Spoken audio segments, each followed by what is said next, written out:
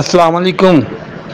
काई साहब की हाल चाल है, ठीक हो? अच्छा काई साहब, मैं एक सवाल तुहानू पूछना चाह रहा कि नमाज़े दौरान जमात खलोती है या नफल पढ़ने हो या सुनता पढ़निया हो,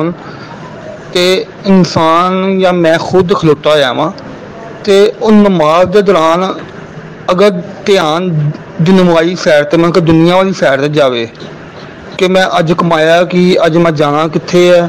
की काम करना है, तो काई साहब ये मतलब दसो कि ਇਹਦਾ ਕੀ ਹੱਲ ਹੈ। ਮਤਲਬ ਕਿ ਆਪਣਾ ਧਿਆਨ ਅੱਲਾ ਦੀ ਬਾਰਗਾਹ ਦੇ ਵਿੱਚ ਅਸੀਂ ਖੜੇ ਹਾਂ ਤੇ ਅਸੀਂ ਉੱਧਰ ਹੀ ਰਜੂ ਕਰਨਾ ਚਾਹੁੰਦੇ ਹਾਂ। ਅਸੀਂ ਦੁਨੀਆ ਦੇ ਕੰਮਾਂ ਤੋਂ ਹਟ ਕੇ ਅੱਲਾ ਦੇ ਘਰ ਜਾਂਦੇ ਹਾਂ ਤੇ ਅਸੀਂ ਚਾਹੁੰਦੇ ਹਾਂ ਕਿ ਸਾਡਾ ਧਿਆਨ ਵੀ ਅੱਲਾ ਵਾਲੇ ਪਾਸੇ ਹੀ ਰਵੇ।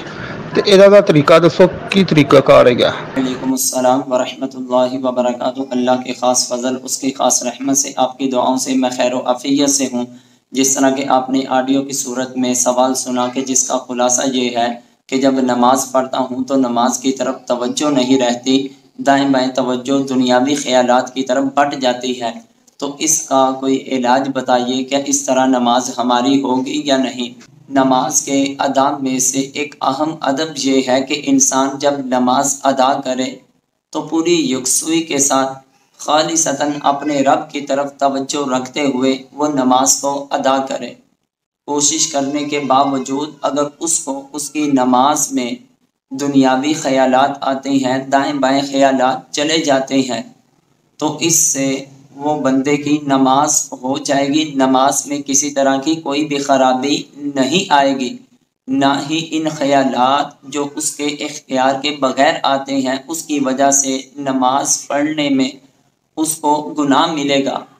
अगर इंसान को नमाज के अंदर इस तरह ख्यालात आते हैं, यकसुई करने के बावजूद भी उसकी नमाज की तरफ तवज्जो नहीं रहती, तो फिर चंद सूरतें हैं कि अगर इंसान उन सूरतों को अपनाए तो इंशाअल्लाहुल अज़ीज़ रब्बे ताला की ज़ात उसको नमाज में यकसुई जैसी नेमत से माला माल फरमाएगी। नमाज के अंदर उस बंदे की तवज्जो रहेगी, कहीं दाएं बाएं ख्याल नहीं भटकेगा।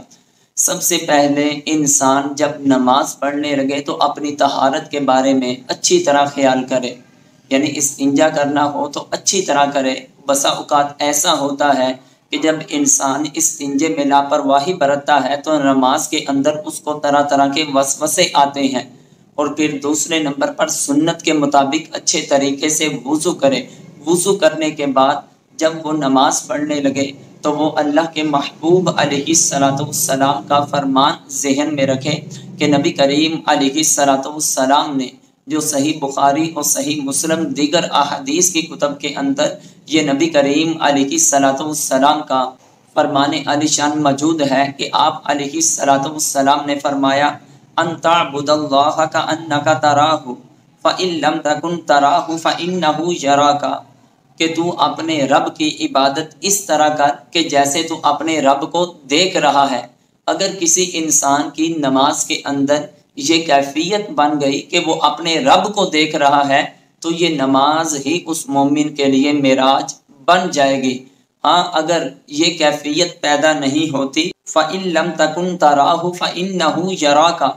फिर अगर ये कैफियत नहीं होती तो दिल में ये ख्याल कर कि वो रब्बे ताला की ज़ात तुझको देख रही है। तो अब होगा क्या कि जब इंसान कोई किसी के सामने काम कर रहा हो, उसका मालिक उसको देख रहा हो, तो फिर पूरी वो यकसुई के साथ काम करता है। तो इसी तरह नमाज पढ़ते हुए हम ये ख्याल करेंगे कि हमारा रब हमको देख रहा है, तो हम पूरी यकसुई के साथ नमाज अदा करेंगे। हमारे दिल में जब ये ख्याल आएगा कि हमारा मालिक तो वो है जो दिमाग में आने वाले ख्यालात, जो भी वसवसे आने वाले हैं उनको भी जानता है, तो इंसान जब ये ख्याल करे कि मेरा रब मुझको देख रहा है तो फिर उसकी नमाज में तवज्जो दाएं बाएं नहीं बटेगी। अगर नमाज के अंदर उससे ये दोनों सूरतें नहीं बनती तो फिर उसके लिए एक और हल ये है कि जब वो नमाज पढ़े, नमाज के अंदर जो कालिमात पढ़े जाते हैं, अगर जमात के साथ नमाज अदा कर रहा है तो इमाम की क़िरात के ऊपर एक एक लफ्ज़ के ऊपर तवज्जो से कान लगा के सुने कि कुरान पढ़ा जा रहा है, मैं सुन रहा हूँ कि कुरान सुनने की बरकत की वजह से, पढ़ने की बरकत की वजह से बंदे पर अल्लाह ताला की रहमतों का नज़ूल होता है।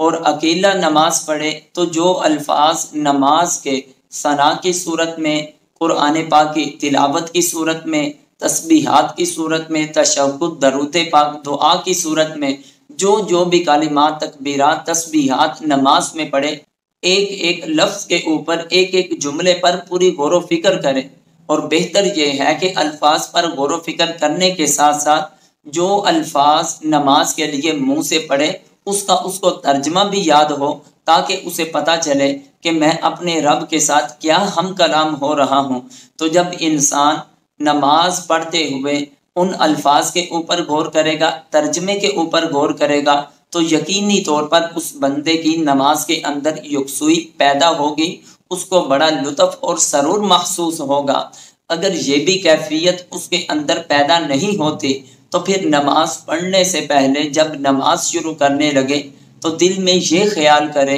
کہ یہ میری زندگی کی آخری نماز ہے، کیونکہ جب انسان آخری نماز سمجھ کر،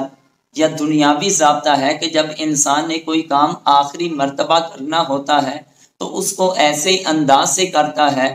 کہ کہتا ہے کہ یہ میرا آخری کام ایسا کر کے جا رہا ہوں کہ میرا مالک بھی مجھ کو یاد کرے گا۔ تو جب انسان نماز پڑھتے ہوئے بھی ہر نماز کو اپنی زندگی کی آخری نماز سمجھ کر ادا کرے گا کہ میری زندگی کی یہ آخری نماز ہے، اس کے بعد مجھ کو نماز پڑھنا نصیب نہیں ہوگی، تو جب آخری نماز سمجھ کر ادا کرے گا تو وہ پوری یکسوئی کے ساتھ توجہ کے ساتھ نماز کو ادا کرے گا۔ اکیلا نماز پڑھ رہا ہو تو فقہ کرام نے یہ بھی ایک طریقہ بتایا ہے کہ جو الفاظ اپنی زبان سے کہہ رہا ہے تھوڑا اونچی آواز سے کہہ لیں، تاکہ اس کی آواز اس کے اپنے کانوں تک آئے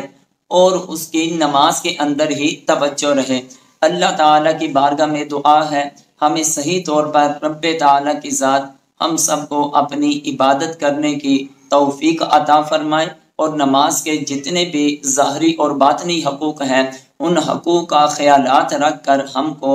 اللہ تعالیٰ کی ذات پنجگانہ نماز کی توفیق عطا فرمائے۔